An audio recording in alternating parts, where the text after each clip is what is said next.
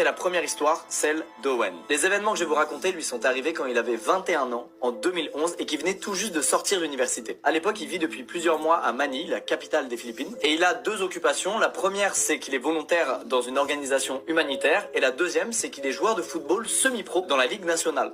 Beau gosse. Début novembre, on est samedi, il pleut à torrent et donc le match de foot auquel il devait participer est annulé. Il décide donc d'en profiter pour visiter un quartier qu'il ne connaît pas. Dans ce quartier, il y a un marché qui est très souvent recommandé dans les guides touristiques, donc il s'est dit que ça valait le coup d'aller le visiter. Owen arrive sur les lieux et il a conscience qu'il a l'air de l'extérieur d'un touriste totalement perdu, et il y a immédiatement deux femmes qui se rapprochent de lui. Elles ouvrent un parapluie au-dessus de sa tête et elles lui demandent ce qu'il fait dans ce quartier. Nos trois amis discutent pendant plusieurs minutes, au cours desquelles Owen découvre qu'elles ont vécu, quand elles étaient enfants, dans le même quartier que lui, à Londres. C'est une coïncidence improbable, mais ça crée tout de suite un point commun entre les trois, donc Owen est à l'aise. Au bout d'un moment, elle lui propose de l'emmener dans un meilleur marché que celui dans lequel il se trouve, qui est vraiment un truc de touriste. Owen sait qu'elles s'y connaissent probablement beaucoup mieux que lui sur les